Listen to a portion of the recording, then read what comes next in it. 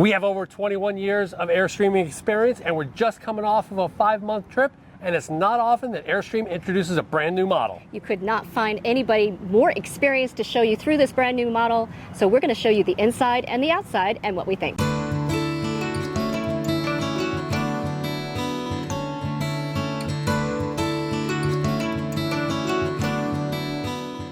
Okay, welcome to this Luv Subbin Short Film series. And we are at the Hershey RV Show. And the Airstream company is debuting a new model today. This model was introduced just a few hours ago, and it is the Trade Winds.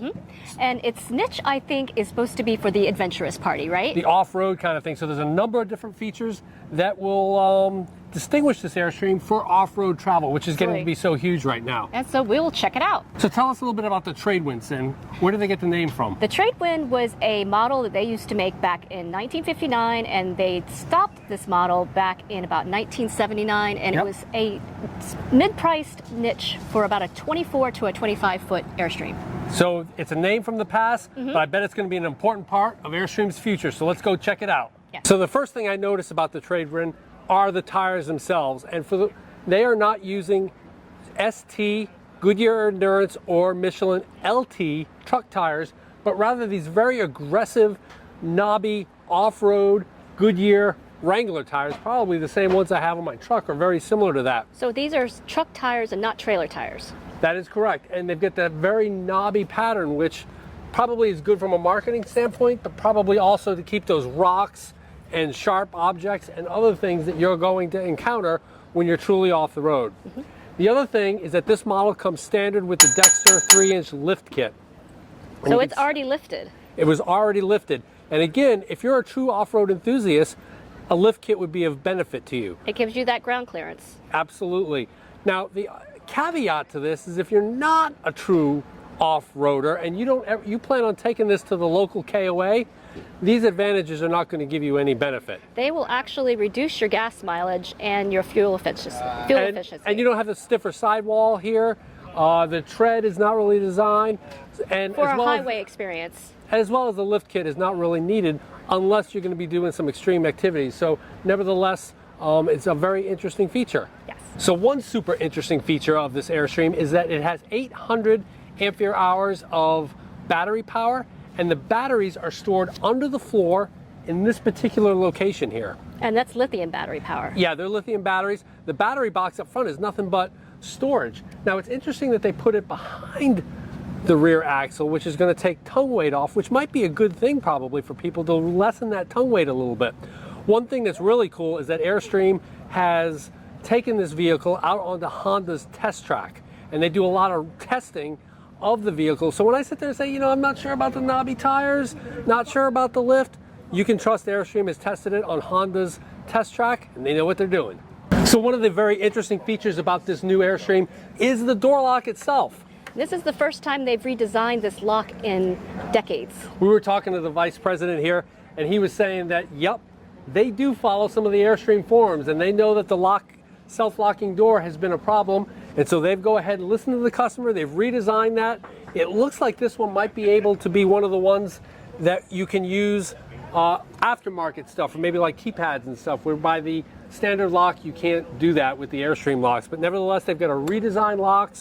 And a redesigned screen door lock as well. Right, if you choose to slam your door, like a lot of Airstreamers do, you may get away from locking yourself in.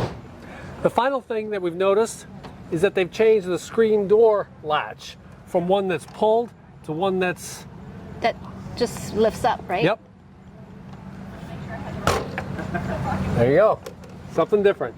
So a lot of you may be saying, well, wait a minute, it's only got one air conditioner. How can I live with just one air conditioner? I can't. Well, there's actually a reason for that, and the functionality is that it's got a 3,000 watt inverter, so you can actually run the AC on some of your battery power quickly, perhaps, to cool things down. And also, you need a lot of room for solar panels, and that's being taken up by them versus a second air conditioner. So it's interesting that this model is only being made in the 25-foot length right now. I don't know if they're going to be building a larger model at any point in time, but the Trade Wind back in the day was either a 24-foot model or a 25-foot model. So that's sort of a harken back to its origins. All right, I get that. A little bit of bringing back the history properly for Airstream. Good job, Airstream, on that one. Yeah.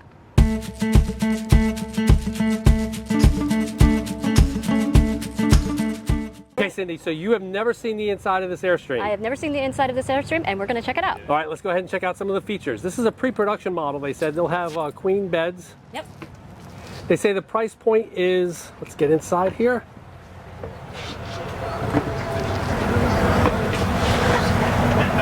They say the price point is $148 to $175-ish. Yep.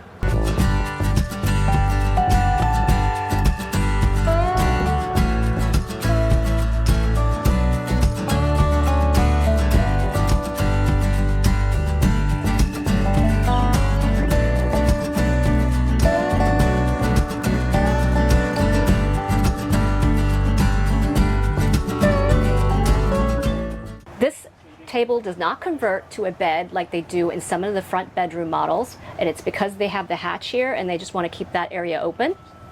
So I'm really liking the kind of neutral colored cushions here. It has Pottery Barn vibes to that. They're not the pleather. This is like a fabric type Right, but material. it reminds me a bit of the Pottery Barn style of things with the gray countertops and the gray cabinets. So it's Hey, how about this? I don't know if this comes with it or not, but if somebody set this model up, nice touch. Yes. So it has a square sink, some under the cabinet storage there, 3-burner stove, convection oven, the Baraldi. The yeah. It's a show. It might be a Baraldi, yeah. It is. Okay, so some of your storage here, a little divider curtain. This is more wardrobe storage. This is your separate shower. And your toilet. The interesting feature about this one is it does offer a compost toilet option. It already has a black tank, so that if you do the compost toilet option, they will cover their black tank opening. Yeah, I was hoping maybe you would get double the gray water capacity with a composting toilet. They said that wasn't really viable, but Yeah. that they covered the black tank in case you sell it and someone else wants to put a regular toilet in. So a double curtain so that you can have some privacy in your shower and your toilet area. And here's your back bedroom, which has a contrasting panel of blue and orange. So I do like the color scheme a lot. It has gray and pops of orange and blue. So very nice. One thing I find very interesting.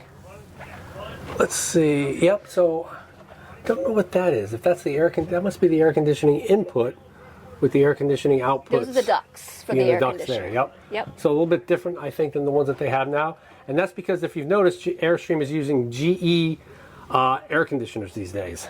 Yeah. So one upgrade, and I hate to admit this because I'm an old core Airstream guy. I love our Fantastic fan, and everybody says, "Oh, I'm upgrading to a Max Air fan." Well, I'm looking at the brackets here on the Max Air. Very similar. In fact, I thought it was a Fantastic fan, but look at those brackets. Fantastic fan, people. That's how you do it.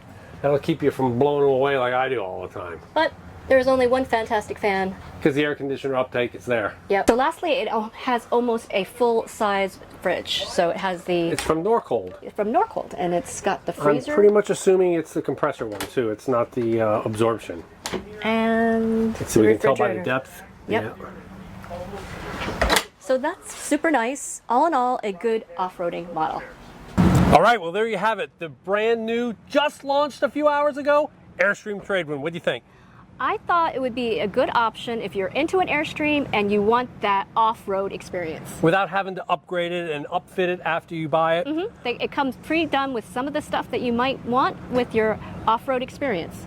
I think if you're going to roll into a KOA 95% of the time, You might find another model that would be a little bit more it might be comfortable for you. I mean, you'll be the coolest Airstream at that KOA. Absolutely. But this one's designed for the people that really want to take them off the road like Right. Wally did out in Africa. Not so practical if you think you're going to be doing campground RVing. So if you like this video, Give us a big thumbs up. and if you think we've earned a subscription, click to subscribe. And comment below if you think you would be doing a lot of boondocking with your RV, or if you think you're going to be doing more campground camping. Because we come out with RV and Airstream related short videos just like this one every now and then. Thanks for watching.